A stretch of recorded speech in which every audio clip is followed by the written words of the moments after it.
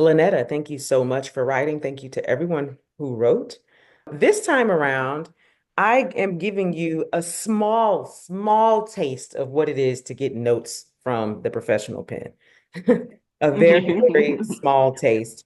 The color codes are a little bit different. I didn't go through color coding or anything like that, but I want you to notice that I am putting notes in the margins because Okay. what we do is we give line by line, page by page notes because that is the only way you're going to learn. You're going to learn in quotations real time by us pointing out the specific thing that we're talking about. So those Okay. who were at our formatting workshop will be able to tell you in the comments what the issue is with this scene heading. But what I will point out with the scene heading is that the only thing that I need to know here is that we're in an elevator. Right now, the mall doesn't seem to be an important piece of information. Maybe that I'm in a parking garage, right? So somebody put in the comments how to write this correctly. All right, let's keep it pushing. So we're missing punctuation throughout. So that's going to be a big deal. There are several times when the letter I is not capitalized. That's going to be a big deal for your proofreading. So if I was someone who was reading for a competition, I would have disqualified this on page one for formatting and proofreading errors. So we want to make sure that we learn it, but even if we don't become that great at it, because not everybody's that great at the English language. A lot of people don't care about periods and commas and all these other things, but that's why the professional pen exists. So send it to us and we will proofread it for you so that we can make sure that when you're submitting it, it's at its highest level so that you don't give people a reason not to read. Okay, so let's talk about show, don't tell. So here, nervous about meeting the author. This is information that you are telling me. But what I am seeing is Nina, a Black woman. I can likely tell that she's in her early 30s. Man eater, screenwriter, obviously, that is going to be just information for the actor. I'm going to make this note even longer than it is. Going to a book signing, nervous about meeting the author. All I can see is Nina standing at the elevator. I don't know where she's going. It's because you've said she's nervous about meeting the author, the actor might play nerves, but I don't know what she's nervous about. All I can see is a woman standing at an elevator. Therefore, show don't tell in this case means if I can't see it physically, if I can't hear it audibly, then I, as in the viewer, not the reader, I, as in the viewer, am not receiving any information. So drop down in the comments how you can show me that she's on her way to a book signing and that you can show me how she's nervous about meeting the author. Or, as we said earlier about information hoarding and information distribution, you can also drop down, is this information I need to know right now? Is this information I need to gather in this scene? Those of you who have read it, later she's going to talk about how she's about to meet an author who she wants to try to um, license, not license, but buy their book to adapt it into a screenplay, right? Wants to be able to get the book that way, and that this author is a person who usually says no. I can learn when she says that she's nervous. If she's nervous, right? She might also feel like he always says no, but he's not going to say no to me. But that's not how she feels, right? She's nervous about it. So I might be able to find out that information at that point, which means I don't need to know it at this point. So going back to Hiram's question, information hoarding and distribution, if there's no easy way to show me she's going to a book signing or show me that she's nervous about meeting the author, then maybe I'm going to be able to learn that information later. Okay, here we go. Dominique. I don't know if it's Dominic or Dominique, but he's a conventionally attractive Black man, late 30s, and an author on the way to sign books. I don't know what he's on his way to do. He's just standing at the elevator. That show don't tell, right? I don't know. How can I know? How can you show me? Unless he opens his mouth and says, I'm on my way to sign books, or there's something in particular, like for example, if since he's the author, if he was carrying a stack of his own books, and I know you don't want him to because there's a reveal at the end. So this is not something you would do in this particular script. But for other people, if it's not a reveal that he's the author, if he was carrying a stack of his own books, I could make the assumption that he might be going to a book signing. But that would still be an assumption because unless there's a sign with his face on it saying, come down to the food court and get your book signed by your favorite author, I'm not receiving that information. So that's show, don't tell. We also talked about parentheticals today. So this would be action, not a parenthetical. Also, parentheticals go under the character's name before the dialogue. We talked about this in our formatting workshop. If you join the academy, that formatting workshop is still there for you to watch it. If you join the academy, the workbook for the formatting workshop is there for you to have. Formatting, you have to get it. It takes a while to get it. It's definitely a part of your learning curve, but you want to make sure you get it, right? Because if you can put something as an action line, put it as an action line. You don't have to tell me that she smiles nervously here, right? You can just tell me in the action that she smiles nervously. But if you are going to use a parenthetical, it goes between these two things, okay? This is another proofreading error there. The elevator dings and Nina steps into the elevator. Now, I don't know if she's speaking out loud, but it seems like she is, and I'm wondering why he's not reacting to it. She says, of course it worked for him. Shoot, I'd work for him. Is she mumbling this? Are these her thoughts? Does she want him to hear? Because he's standing there, so I assume he can hear, but he doesn't respond. So now I'm confused. You don't want your reader to be confused. So you need to make sure that you're giving me that information about whether she's speaking to herself, whether this is voiceover, which means it's in her head, or that she is saying this out loud. And if that's the case, then he needs to react. Just because he reacts doesn't mean he responds. So I want you to hear that. And reaction does not have to be a response. It doesn't have to be dialogue, but he would react in some way. Now, Oh, sorry. no, ma'am. Yes, I forgot. That's why I said Yes. sorry. No, ma'am. Anytime you guys are going to get feedback, we want to just make sure because I don't want you one to get distracted. So make sure you're writing down any notes that you have. And at the end, Absolutely, I'll yes. give you a few minutes to Yeah, I was. That's why I said I know sorry you're immediately. I'm like, excited.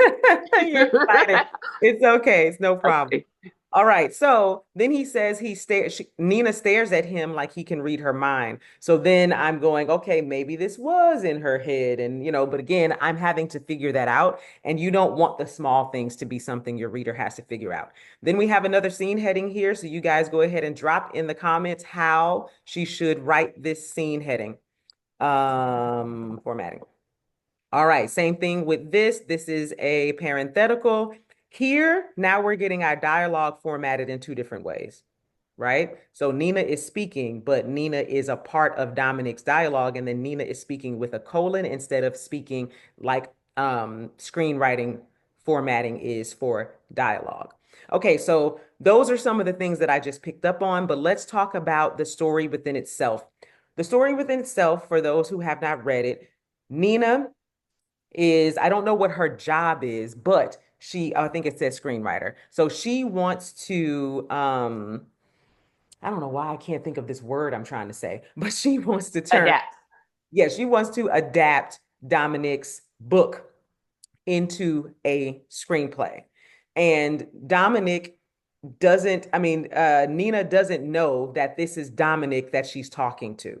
So she's basically saying, I've read this book, but she hasn't finished it. I've read this book and I want to talk to the author. The author usually says no.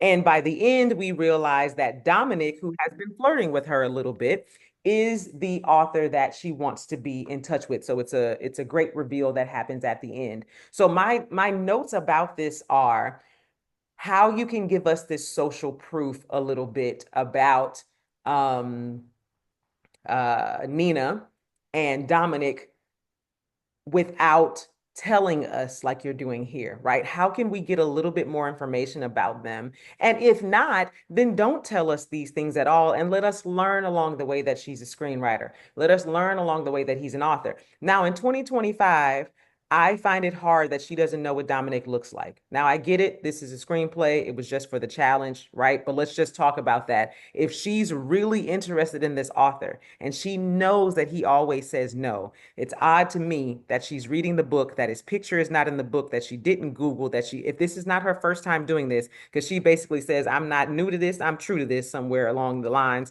of like, this is not my first time doing this. Anytime I do this, we always get the screenplay sold or something like that.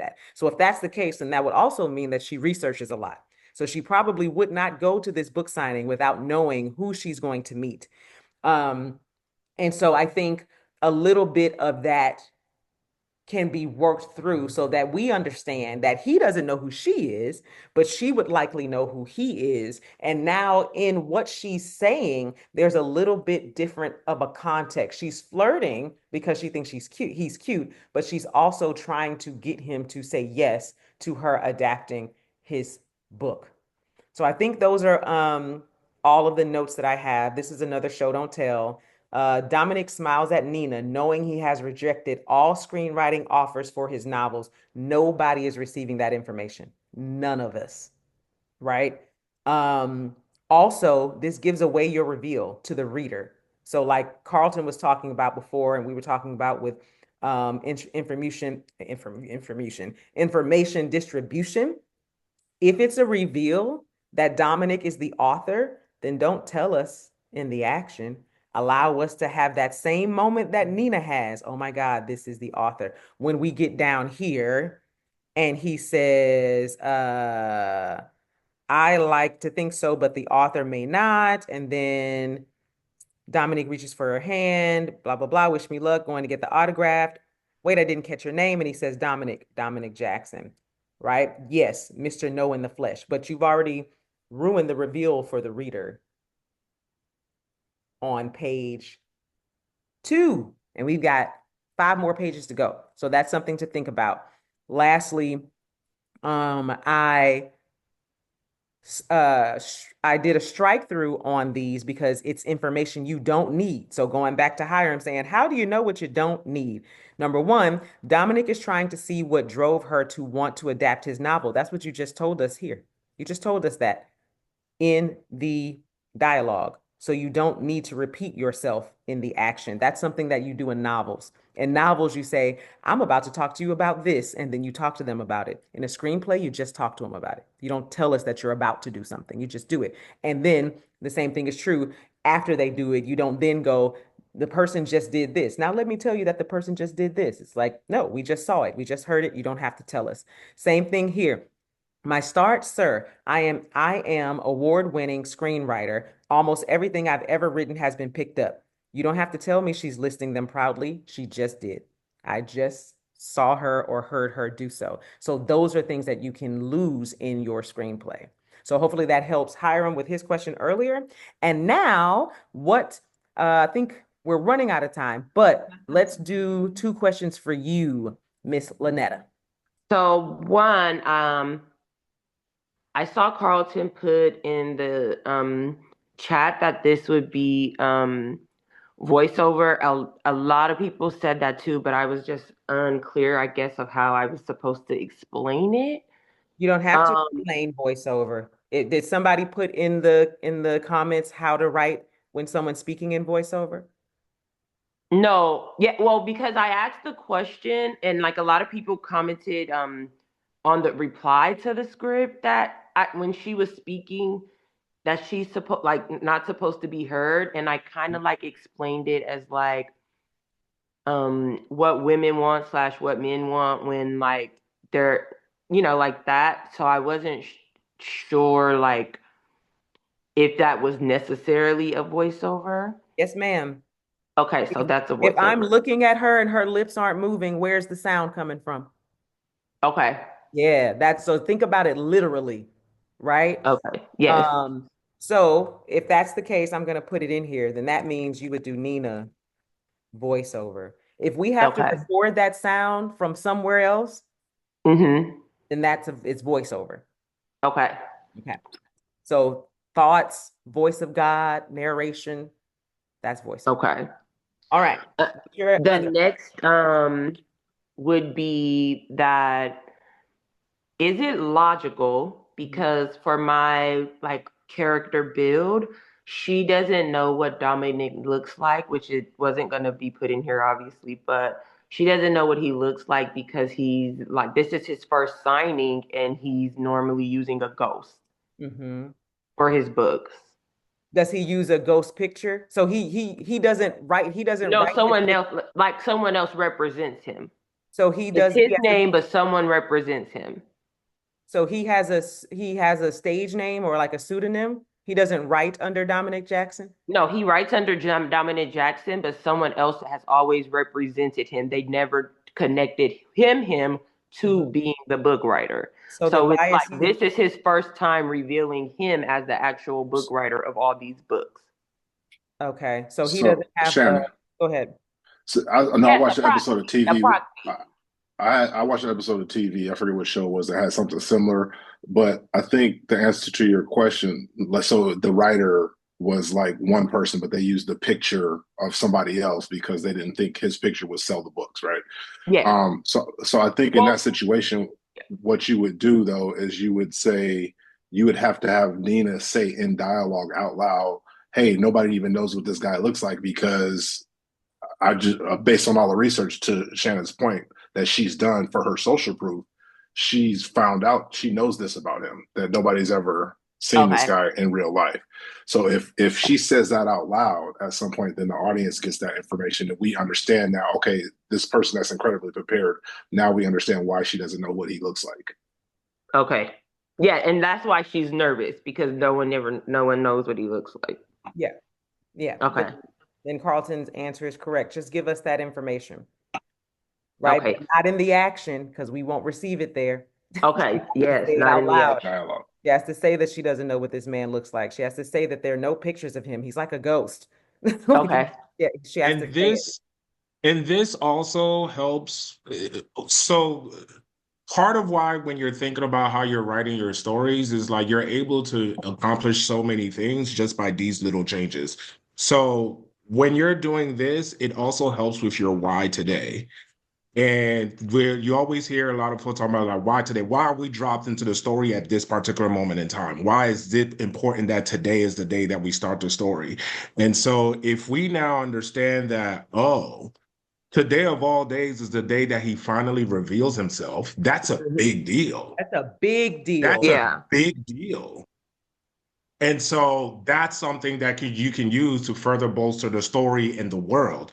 Remember, y'all, world building, yes, most of it when we talk about it is sci-fi fantasy stuff, but world building, every script requires world building. Every script has rules, whether it's some grounded rom-com or it's your super sci-fi fantasy jump. This adds to the world building that in this world, your author Dominic, nobody knows what he looks like. So on the day Okay. that he finally reveals himself, that's a big deal. Got it. Got it. And that's it. Want more content? Like, subscribe, and for notifications. Get notes on your script that get you unstuck at www.theprofessionalpen.com.